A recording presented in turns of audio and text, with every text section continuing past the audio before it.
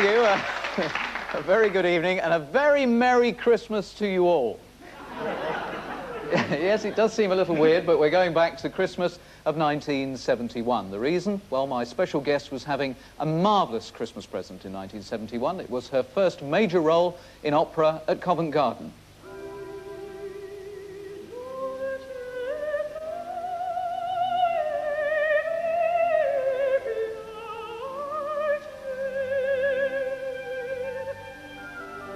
Start of a quite sensationally successful international singing career. And it was also a pretty exciting time in 1971 for my other guest. He's an adopted half Maori, but now is a dame of the British Empire. She's known throughout the world for having a stunningly beautiful voice.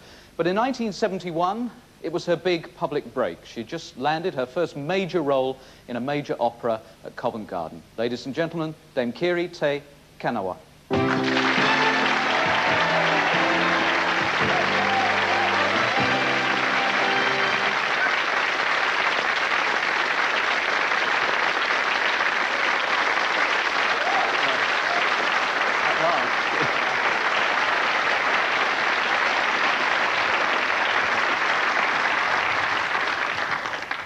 Was it really a huge, huge break for you? Oh, yes. Fantastic. I mean, I've got to just say, the show is very funny. Sometimes you're very good. Unintentionally. It was really marvellous. You really are. I think the guests are far more interesting than me. Yes, it was a fantastic break. It was the break of a lifetime. One of those fairy tale type things that shouldn't happen to any person in one day. It did happen to me. What had you been doing prior to the big opportunity? I've been learning the role of Figaro, the Countess in Figaro, for the whole year. And I keep telling everyone it was the best I'd ever been prepared for anything, and ever since, in the last 15 years. But at which point did you realise that this had been a sensational debut? I suppose almost immediately. But then I had and I have still, the most wonderful singing teacher. And of course, she brought me down to from Cloud 9 to crash and said, right, now the work begins. And I have stuck by her good words and have always gone back into singing lessons before performances and singing lessons anytime I can get singing lessons. And still take as many as I can when she's got the time. Did you go out and get the reviews next morning? Yes, I did, actually. Because they were absolutely sensational in the newspapers. We got them, my God. Were going on and on. Maori star shines. It was evident that we were in the presence of a singer of exceptional promise, said one newspaper. Covent Garden has here a pearl of great price. Go on a bit.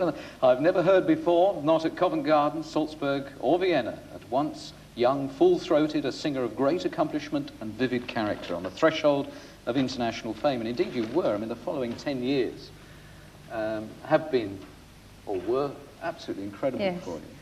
Certainly well worth living. They've been, but at that time, I think you can't ever forget the start, what sort of gave you the boost and the sort of the innocence going from you, actually. That's when I lost all my my so-called stage struckness and sort of, you know, being a star and all that sort of thing. From that point on, it was then the job and hard work. What are the qualities that make a great opera singer? I have to be very content. I do opera, and I'm a reasonable wife and an all right mother, but I don't do dinners, and I think that's the big thing. The dinners actually kill you off. They do actually sort of wipe me out because I'm finished by sort of 10:30 at night, really. I'm an early morning person, early to bed and very early to rise. You must have to be incredibly fit. Well, I play golf and I do a little aerobics, and I've just started tennis with a vengeance. And everywhere I go, I sort of take tennis lessons and the tennis racket. I'll play with anything, walls, anything, to get going with the tennis. But it is a shame that I feel that, you know, I'd love to go into a shop and buy just about anything off the rack. But I'm a very healthy 14, large 14, or, you know, a reasonable 16. And it is very depressing that you can't buy and look wonderful in ordinary street clothes. You can look all right as long as you're cunning. But that's my only disappointment, is with a body like mine has sort of got a back which has taken most of the air power or the strength of me is all in my back and just sort of around my rib cage. That's my saddest thing. You know, sort of, you know, they look at me and think, goodness, she's a big, healthy girl. think I've been associated with the pop world for too long, because I always thought if you sing, it all comes out of your mouth. But it obviously is a total physical experience. Just give me a hug sometime. Oh, don't. Oh. What about other areas of music? We're talking about 71, when you had this huge break, the time of your life. Were you aware of any other music at the time? Pop music? Well, all the pop, yes. I was very, very much aware of the pop, because I play pop a lot, because it seems to sort of blow out the sort of tubes in my mind, so I can go to sleep at night and not have da-da-da-da-da-da-da-da-da-da going in my head all night and thinking, which way did it come out? I can get into a pop song and it clears it. It clears my brain to sleep at night. Yes, so that's a new one. Pop as a mental floss. I like that.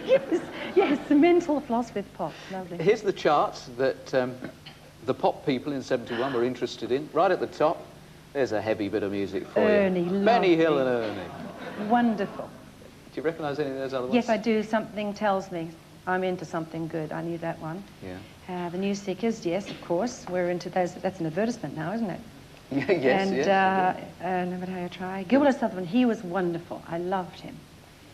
Val Doonican. Till, Darling Tom Jones, gorgeous. Yeah. It was an interesting chart at that time. There was plenty of variety going on. Apart from the music, did you watch television in 71? Would you have watched Morecambe and Wise Christmas show? Yes, a lot. Yeah, I would sort of plan my nights around watching them, because I thought they were really good value. Something like 20 million people watched their Christmas show. Oh. The other thing that everyone was talking about in terms of television was Casanova. Did you watch that? A little bit. Those are the ones I did sort of miss a little bit, but I knew that was a little bit risque. Well, we've got some naughty bits coming up in a moment. We've got also some of the other things that were happening in 1971 towards the end of the year. The Prime Minister, Edward Heath, was rushing around all over the place. Lots of different people seemed to be getting awards. Concorde was on its maiden flight over in Washington. There were anti-Vietnam demonstrators, and violence hit a new peak in Northern Ireland.